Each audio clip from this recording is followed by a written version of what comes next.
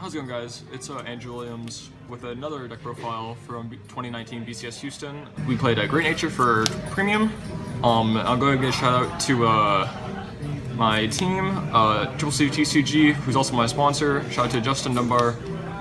Shout out to Noman Irfan, Alex, Blake, David, and Jones for rooming together, doing everything together, being a really good time. Shout out to everybody else who's in Houston. And yeah, let's just jump right into it. Starting off with the starter, we play a Blackboard Parrot. So this gives you a guaranteed draw. It's better than Telescope Rabbit because Telescope Rabbit costs a Counterblast.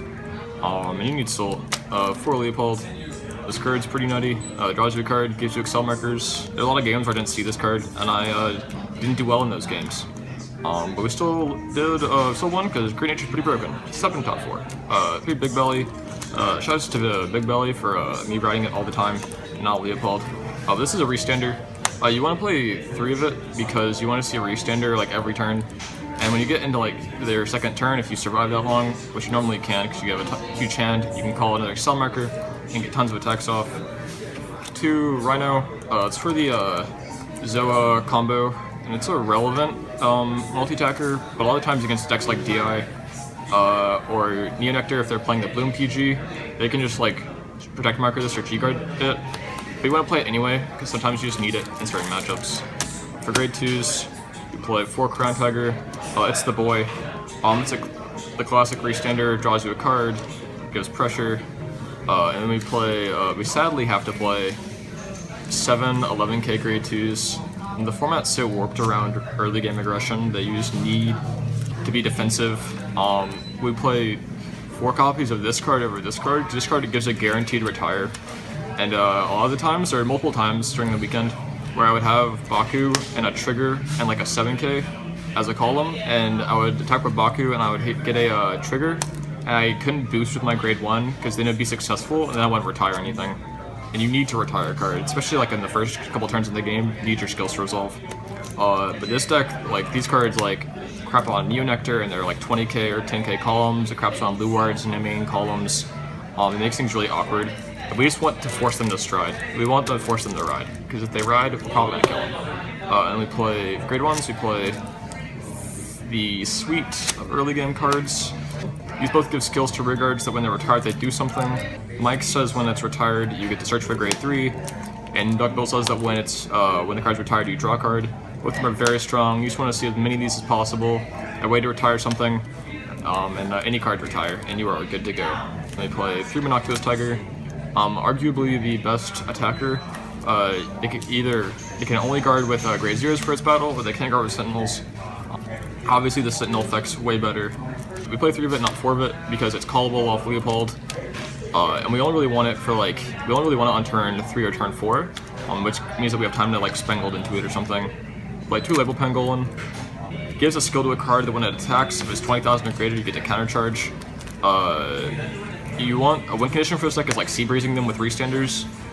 We need to be able to countercharge. We don't want to get like damage denied, even though a lot of the times they probably won't damage deny us anyway. And then for triggers, we play 10 critical. PGs aren't good. Like you're gonna die to Ezel early, or you're gonna die to Neo attacking you like 20 times, or you're gonna attack to NLK attacking you like 12 times with huge numbers or whatever. Like you just need crits in games. Crits are 15k shield. Crits are great. There were multiple times today, or during the weekend, where if I would have hit a draw trigger instead of a critical, I would have just straight up lost the game. But we still do play draw triggers. We just play 2 of them. We can Spangled into them or draw them if we need them, or we can just hold them for turns that matter. But there's never once where I really missed the draw PGs. Then we play 4 V heals because 10k power is a lot better than 20k power. And hitting the 5k power defensively is negligible. It's just awful. And then on to the G-Zone. Quick shout out, Houston wasn't ready for Birmingham, and it never will be. So on to the G-Zone, play 1 Sea Breeze, it's a win condition. Yeah, people still play Sea Breeze now. 2 Mana Armor. Basically, Counterblast 1, flip 1. You mill 4, and you either make things really strong, or you get drive checks. A lot of the times normally you give like 30k power and it gets a drive check. And then on G-Zone, you can still +1 a call a card when your Vanguard attacks. That's sometimes relevant. But this is always your first stride. I never first strode Baller Roll. It's a good like second or third stride. It makes things strong, gives things on attack draw skills, but it retires cards, and RM doesn't. So normally you just want to save your restanders or whatever with RM and use Baller Roll next. But one of those, we play one of this Lion. So there's fringe cases where you Progenitor and you need to put your deck. You need to put more triggers in your deck so you can play Lion. It never came up, but it's worth it to have because there's nothing better to play. One Leopold Chaser. If your Vanguard's Leopold, it gives a skill to a card that when it's retired, you just search for another copy of it. I didn't play against a lot of grindy decks, but that's what this is for, against like Geese and stuff. And they play the one Progenitor and the one Zeroth Dragon. In theory, this is how this deck just never loses to Geese if you happen to play against Geese. Because a lot of the times, decks will keep you at 1 because they know that you can Zoa combo them and kill them. If they keep you at 1 and they Geese, you Progenitor Dragon. They deal you 5 damage with Geese, you go to 6, you go back down to 5 with Progenitor, and then next turn, and then their turn just ends. So you can like multi-tech them or whatever. And then you can follow up with like a Baller Roll or another stride. But Zoa's really good, Zoa combo. G-Guard only attacks, can just win the game. By itself, you can like put your helmet on, strap in. And then for G-Guards, you play one of this turtle. It gets shield for every circle without a unit on it, and you can draw cards sometimes.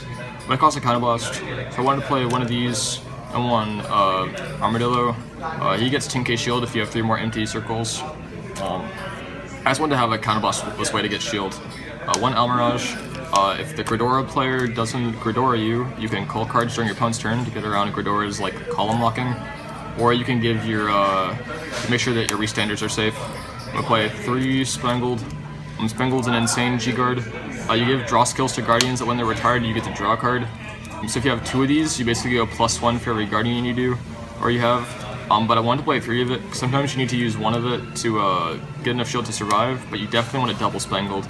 So I just decided to play 3. Yeah, Triple Spangled was absolutely insane. And yep, that's it for the deck profile.